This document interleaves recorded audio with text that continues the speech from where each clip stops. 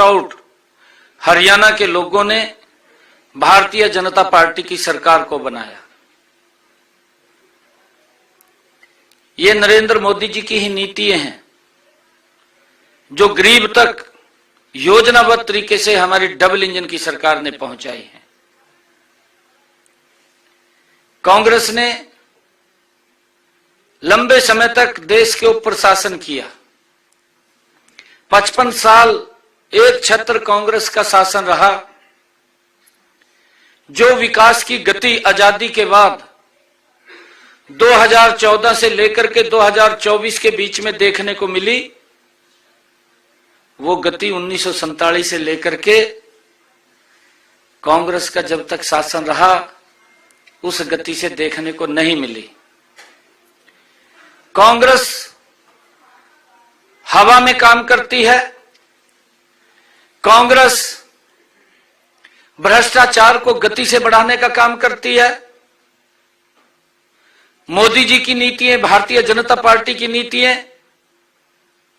विकास की गति को तेज करती है। आम लोगों के जीवन को सरल और सुगम करने का काम ये भारतीय जनता पार्टी नरेंद्र मोदी की सरकार डबल इंजन की सरकार करती है। और उसी का परिणाम है कि हरियाणा के अंदर बहुत बड़े मार्जिन के साथ तीसरी बार सरकार बनी है। मोदी जी ने हर वर्ग के लिए काम किया है। मोदी जी ने किसान के लिए काम किया है। किसानों को जो प्रधानमंत्री किसान सम्मान निधि दिया, मोदी जी ने महिलाओं के लिए काम किया है, उनके सशक्तिकरण के लिए काम किया है। लंबे समय से कांग्रेस जो महिलाओं को अधिकार नहीं दे रही थी, अभी पिछले 2024 से पहले लोकसभा के अंदर नारी शक्ति वंदन बिल ला करके नरेंद्र मोदी जी ने 33% का अधिकार महिलाओं को देने का किया है। महिलाओं को और भी सशक्त कई योजनाएं बना करके, चाहे ड्रोन दीदी है, हमारी सेल्फ हेल्प ग्रुप की बहनें हैं, उनको सशक्त करने का काम किया है। उनको रोजगार से जोड़ने का काम किया है। और आदरणीय मोदी जी ने युवाओं के लिए भी बड़ा काम किया है। हमारे जो युवा स्टार्टअप स्टैंडअप योजना के साथ जुड़ करके आत्मनिर्भर बन रहे हैं, वो नौकरी लेने वाला नहीं, नौकरी देने वाला हमारा युवा खड़ा किया जा रहा है। चाहे प्रधानमंत्री कौशल योजना के साथ जोड़ करके उनको स्किल देने का काम पिछले 10 वर्षों में हमारी सरकार ने किया है। और स्किल के माध्यम से प्रधानमंत्री मुद्रा बैंक योजना जोड़ करके उनको पैरों पे खड़ा करने का काम ये हमारी सरकार ने पिछले 10 वर्षों में योजनाबद्ध तरीके से युवाओं को आगे बढ़ाने का काम किया है। चाहे गरीब को अगर हम देखें, देश के अंदर मोदी जी के नेतृत्व के अंदर प्रधानमंत्री आवास योजना के तहत 4 करोड़ नए मकान बना करके गरीबों को मकान देने का काम वो नरेंद्र मोदी जी की डबल इंजन की सरकार ने पूरे देश के अंदर किया है। प्रधानमंत्री आवास योजना से प्रधानमंत्री आयुष्मान योजना, गरीब व्यक्ति को 2014 से पहले जब कांग्रेस की सरकार हुआ करती थी, गरीब व्यक्ति को इलाज कराने के लिए बड़ी दिक्कत का सामना करना पड़ता था। परंतु मोदी जी ने योजना बनाई, आयुष्मान कार्ड के साथ जोड़ करके गरीब व्यक्ति को 5 लाख रुपए का आयुष्मान का अधिकार दिया, ताकि वो किसी की तरफ न देखे, अगर कोई दिक्कत बीमारी आ जाए तो सर ऊंचा करके अपना इलाज करा सके। यह अधिकार गरीब व्यक्ति को दिया। गरीब व्यक्ति के विश्वास को बढ़ाने का काम किया।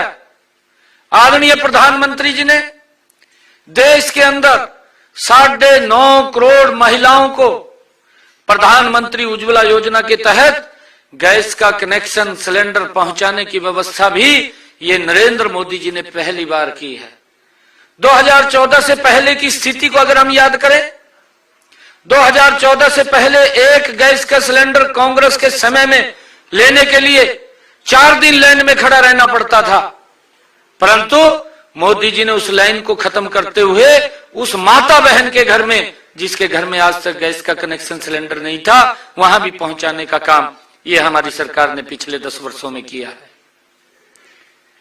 हमारी सरकार ने, जो आदरणीय प्रधानमंत्री जी ने ज्ञान की बात कही है कि गरीब, किसान, नारी, अन्नदाता, उनको सशक्त और मजबूत करने का काम ये हमारी सरकार ने पिछले 10 वर्षों में किया है।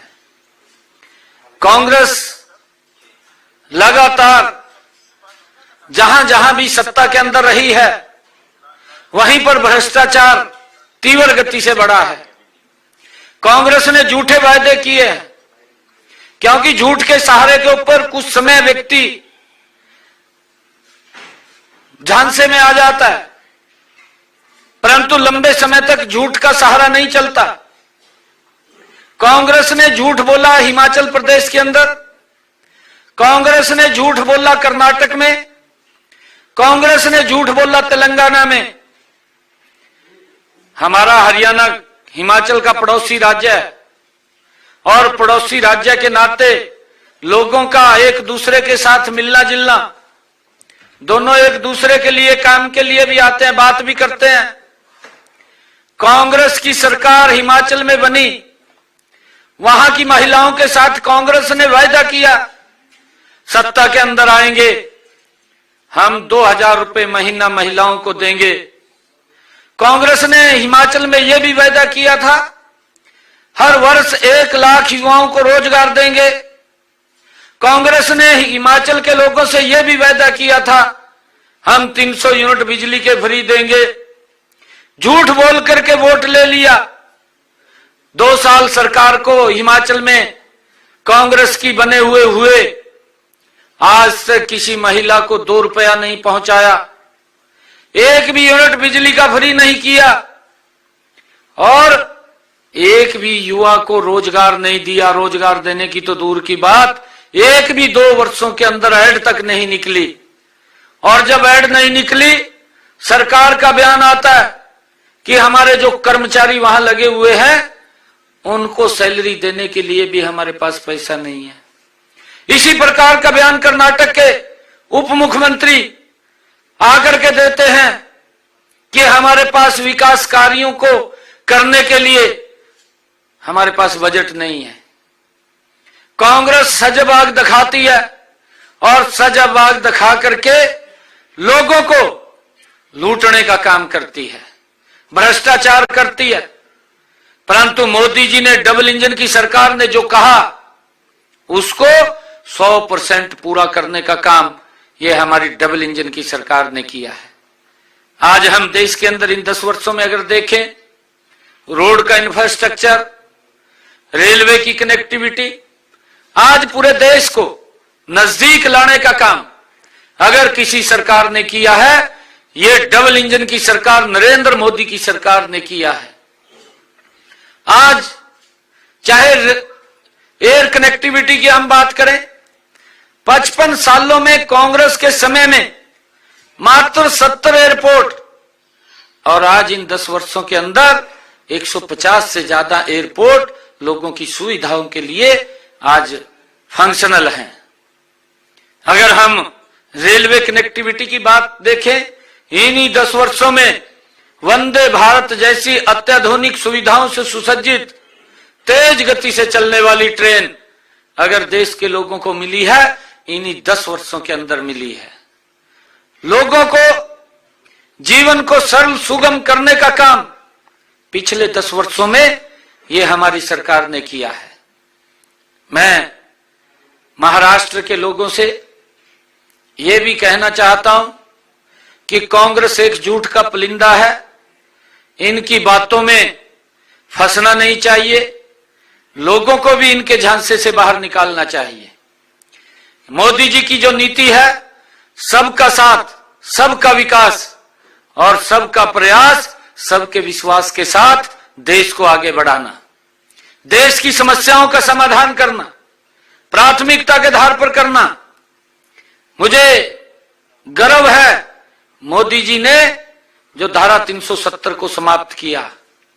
परंतु कांग्रेस का वो चेहरा वो देश के सामने आज आया है कि जो ये बोलते कुछ हैं करते कुछ हैं।